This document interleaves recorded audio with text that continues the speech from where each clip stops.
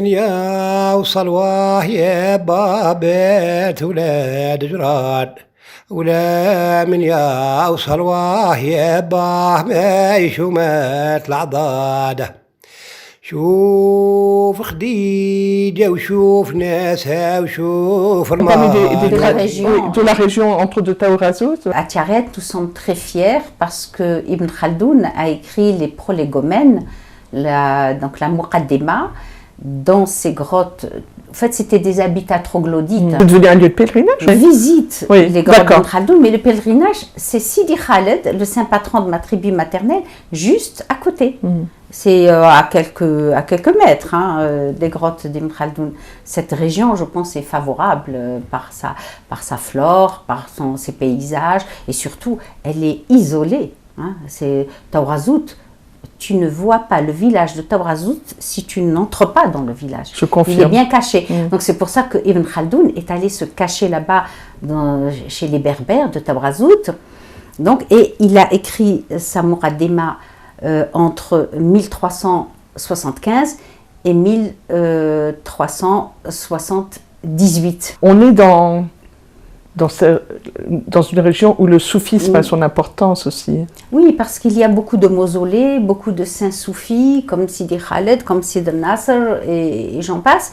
C'est une... Oui, de toute façon, l'islam en Algérie, il est d'abord soufi. Et dans cette région, je ne voudrais pas oublier quand même de dire qu'à Tousnina, où je suis née, il y a aussi les fameux djedars, les tombeaux berbères. Oui. On voit un peu partout des mausolées parce que le culte des saints, ce sont des érudits, parce qu'ils ont fait un travail de méditation. Sidi Khaled a sa grotte de méditation, Khalwat Sidi Khaled, elle est juste pas loin elle est à Taourazout, pas loin des grottes d'Ibn Khaldoun. On appelle ça le Khalwat de Sidi Khaled, c'est là où il s'isolait pour méditer.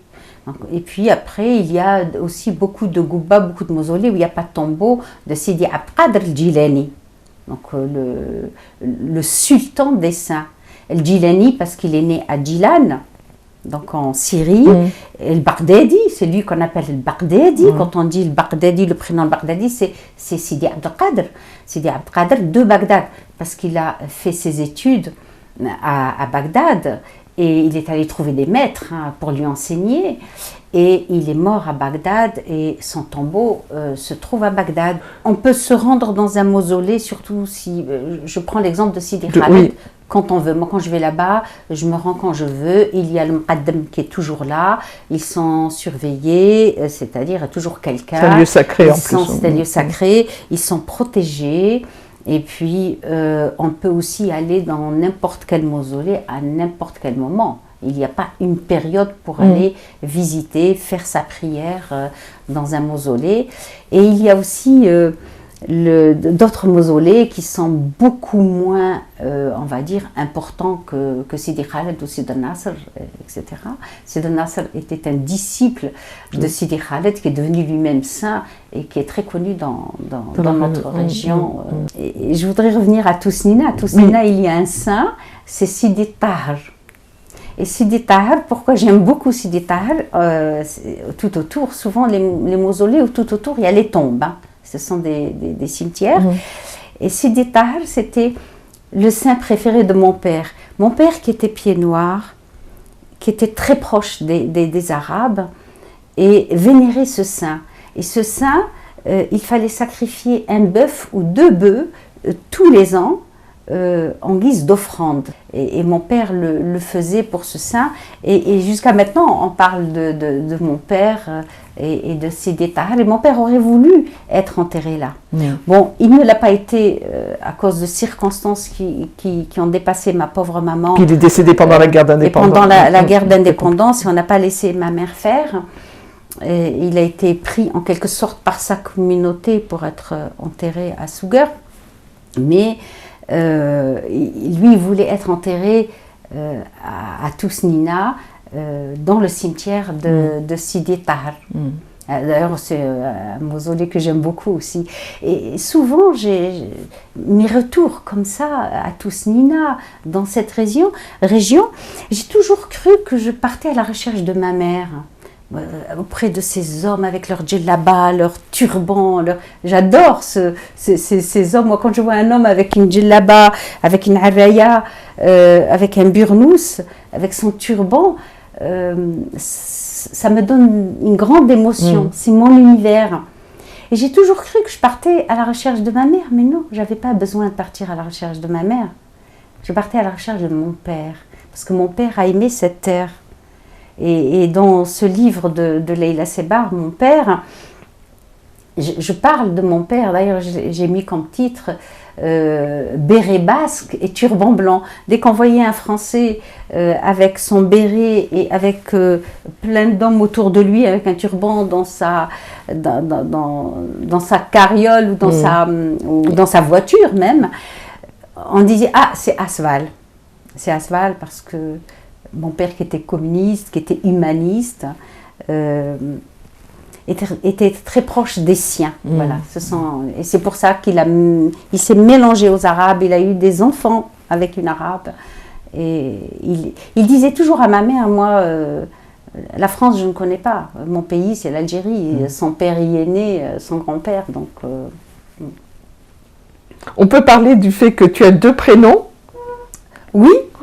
C'est exceptionnel chez nous. Oui, enfin, chez nous. J'ai 2 prénoms. Bon, sur mes papiers, c'est Nora, mais mon père aussi m'a donné le prénom de sa grand-mère, qui est Thérèse.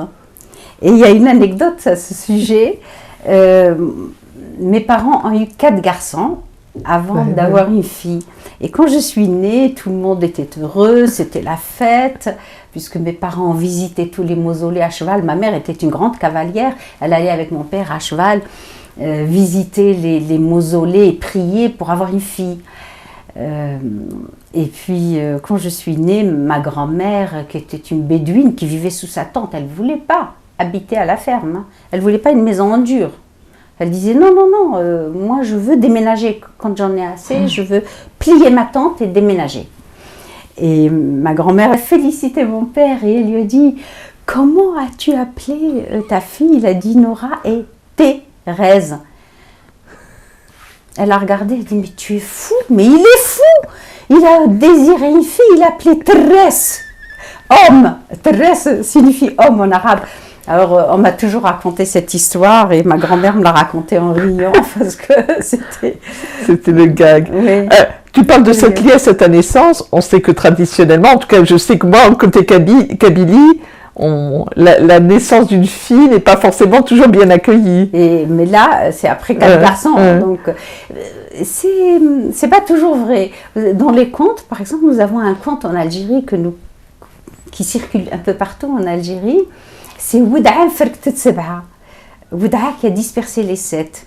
C'est l'histoire d'un couple qui a eu 7 garçons. Et quand la maman est tombée enceinte pour la 8e fois, les garçons ont dit « Écoute maman, si jamais tu mets au monde un garçon, on s'exile, on ne revient plus jamais. » Carrément. Et leur maman leur a dit « Écoutez, c'est pas moi qui décide. Écoute, on va se mettre sur la montagne là-bas en face. Et si tu accouches d'une fille, fais-nous signe avec un tabac et regarde le symbolisme. Et si c'est un garçon, avec la faucille. Moi, j'aime bien le symbole masculin, le symbole féminin. Et la maman accouche d'une fille. Et finalement, la coucheuse qui était jalouse de cette femme qui avait 7 garçons, a fait signe avec la faucille. Et ils se sont exilés. Et donc là, les frères voulaient une sœur. Et je me suis toujours demandé pourquoi. Puis un jour, il faut toujours demander aux conteurs traditionnels. J'ai demandé à une conteuse traditionnelle pourquoi. Elle me dit, mais c'est normal. Leur sœur, il faut qu'il y ait une sœur parce que quand ils vont en combat, il faut qu'il y ait une sœur pour youyouter, faire les youyou et les glorifier. Sans sœur, ils ne sont pas glorifiés. Et certains disent aussi, dans certaines analyses, que Wouda'a, c'est celle qui enlève le mauvais œil. La Wouda'a, c'est ce petit coquillage qui enlève le mauvais œil.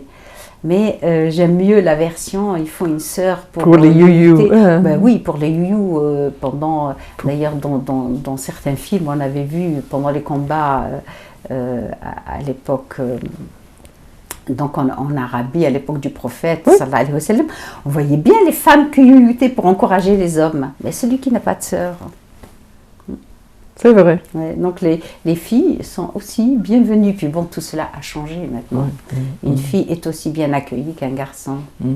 Dans toutes ces traditions, cette culture dont tu es, que tu reçois, que tu transmets aussi beaucoup à l'écrit maintenant, il y a beaucoup de traditions de cet ouest algérien dont tu as bien voulu nous confier quelques images aussi. Et on parlait de Sidi Taha, Khaled, et il y a chaque année... Sidi Khaled. Sidi Khaled, Sidi Khaled qui est un grand patron, saint patron d'une tribu, de la tribu de Sidi Khaled, avec plusieurs factions. Je n'ai pas trouvé de date à ce sujet, mais je pense qu'il a dû connaître, il doit être du XIVe siècle, ou plus tard, XVe siècle. D'après ce que l'on m'a dit sur place, on m'a dit qu'il aurait connu Ibn Khaldoun. Voilà. Ce saint patron qui a créé une tribu, qui était un saint, qui a prouvé sa sainteté, il y a beaucoup de légendes qui circulent autour de lui. Les membres de sa tribu, tous les ans, au mois de septembre, organisent une grande fête qu'on appelle le Wa'da, ou alors Tam de Sidi Khaled. Et c'est une très grande fête où il y a des fantasias. Et les fantasias, c'est pas seulement les gens de Sidi Khaled. On vient de partout. Ce qu'on appelle l'Alfa. L'Alfa de Sidi Khaled, d'une autre région, de Gardaya. Ils viennent pour cette fantasia, pour se montrer dans cette fantasia. Donc ils sont divisés en deux groupes. Moi j'avais pas remarqué, c'est un ami qui m'en a parlé. Tu as assisté? Oui, oui, bien sûr, je les ai même filmés. Au milieu, il y a le chef de la Alpha qui commande aux autres cavaliers et puis on tire des coups de feu. C'est magnifique. C'est la fantasia. C'est la fantasia, et à côté de la fantasia, il y a les meddeh. Les conteurs populaires, c'est comme des bardes qui chantent, qui glorifient les saints. Pendant vraiment la Wa'da, c'est les chants qui sont favorisés, c'est les chants autour des saints et des parents, parce que les parents c'est sacré. Donc ils chantent beaucoup les parents aussi. Mais ces meddeh, quand ils sont au souk, ils vont chanter des chansons qu'ils ont créées et ils ont un regard critique sur la société. Donc dans leurs chants, on trouve vraiment une critique sociale très, très importante.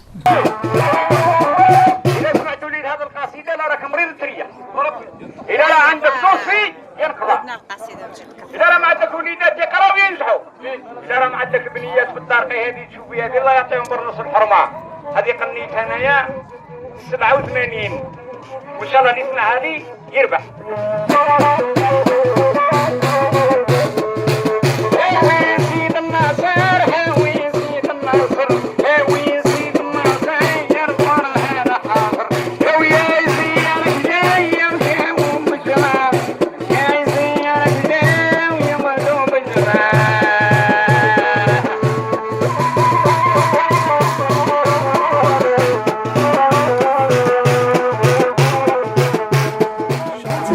Qui chante, si les femmes, s'il y a une femme qui veut y aller, elle peut y aller. C'est pas interdit aux femmes, mais très peu de femmes y vont. Et à côté de ça, toutes les familles, tous les khoueled vont organiser un couscous en offrande. Donc on sacrifie des moutons. Il faut la viande de mouton parce que c'est important.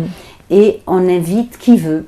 On invite des gens, mais s'il y a quelqu'un, visiteur étranger qui vient, est invité à manger le couscous. Et ça, c'est très important.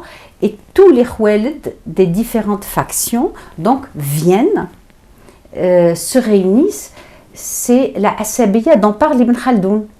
La Assabiya, c'est le moment de réunir une tribu et pour que la tribu resserre et ressoude les liens. C'est une cérémonie qui dure combien de... 2 jours. 2 jours. Oui, 2 jours pleins. Et c'est vraiment, il y a énormément de monde. Il y a non seulement plusieurs meddeh, plusieurs chanteurs, des conteurs, ceux qui jouent au bâton, des gens qui vont rentrer dans la ronde et qui vont danser, entrer en transe. C'est pas des danses pour je ne sais pas, c'est pas des danses de salon, c'est des danses sacrées, hein, c'est pas des danses pour se distraire, ce sont des danses sacrées. Donc il est pas rare d'assister à des moments où, à des épisodes comme ça, d'évoquer de personnes qui entrent en transe Oui, au milieu, quand un saint est chanté, moi j'aime bien un meddeh qui s'appelle le Mishri. Et j'ai oublié le nom de celui qui joue de la flûte et qui est de Tousnina, un grand joueur de flûte, Cheikh, son nom m'échappe. Ça reviendra, oui. Ça va nous revenir et puis on le... En tout cas, on le voit bien dans un film, je l'ai filmé, et Cheikh al-Mishri chante Sidi Abd Qadir al-Jilani, parce que Sidi Abd Qadir al-Jilani, c'est le saint patron de tous les saints. Hein. On dit que D'ailleurs, j'ai remarqué une chose, quand il y a le tombeau d'un saint, un peu plus haut, il y a une petite gouba. Quand je dis le tombeau, c'est la gouba. Un peu plus loin et plus haut, il y a une petite gouba vide de Sidi Abd al-Qadir. C'est un hommage, parce que c'est lui qui doit être un peu plus haut. Toujours. Voilà. Et il y a la houeta, le muret. Un muret, c'est le muret de Laila Khaira. Et Laila Khaira, c'est une sainte. Et c'est la maman de Sidi Abd Qadir Jilani. Parce qu'il y a les saintes aussi. Hein. Toutes ces traditions, ce patrimoine que tu nous livres là, il existe partout en Algérie ou plus particulièrement chez toi, dans l'ouest algérien, du côté de Tousnina? À mon avis, il existe un peu partout. Beaucoup plus dans l'ouest, mais il existe partout. Moi, quand je suis allée à Tigzirt, j'ai vu la Gouba Sidi Khaled que les gens visitaient. Il y a plusieurs Goubas en Kabylie. Hein.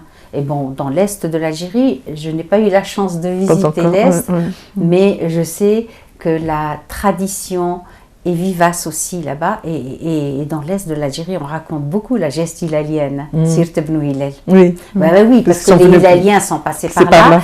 Et il y a eu quand même il y a eu des mariages entre tribus arabes hilaliennes et berbères. Ça, on le sait maintenant. Et il y a eu l'arabisation de la langue, elle s'est faite grâce au Ibn Hilal. On ne sait pas par quel phénomène linguistique tout le Maghreb, à l'arrivée d'Ibn Hilal, c'est arabisé. Tu évoques, on a beaucoup parlé d'oralité, mais il y a également des archives, sans doute encore des traces documentées, des archives papier auxquelles tu as pu accéder, parce que le travail que tu fais, qui est assez précis, effectivement, ne peut pas se reposer que sur une tradition orale. Il ne se repose que sur une tradition orale. Je n'ai pas eu accès ni recherché des archives. Elles existent à ta connaissance? Je n'ai collecté que ce qui est encore raconté. Et après, c'est le travail d'un historien. Ce n'est plus mon travail. Moi, je me suis contentée de faire ce que je savais faire.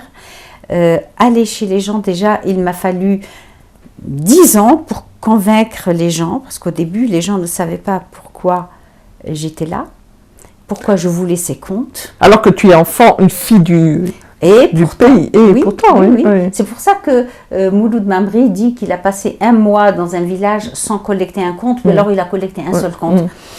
Ce n'est pas parce qu'on est du coin, les gens sont assez méfiants.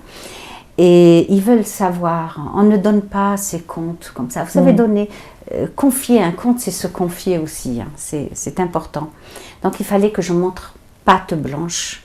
Il fallait que je puisse aller dormir chez les gens, puisque les contes ne se racontent que la nuit. Et ils m'ont fait patienter. C'est comme une initiation. Ils m'ont fait patienter des années et des années. Et c'est comme un verger. J'ai planté les arbres et maintenant ils produisent des fruits. Maintenant c'est la cueillette. Maintenant chaque fois que j'y vais, on ne me demande plus rien. Maintenant on m'attend, on me dit j'ai un conte pour toi, j'ai intérêt à aller l'enregistrer. Et ça c'est merveilleux. J'ai eu beaucoup plus de mal à trouver une famille kabyles sur les hauts plateaux pour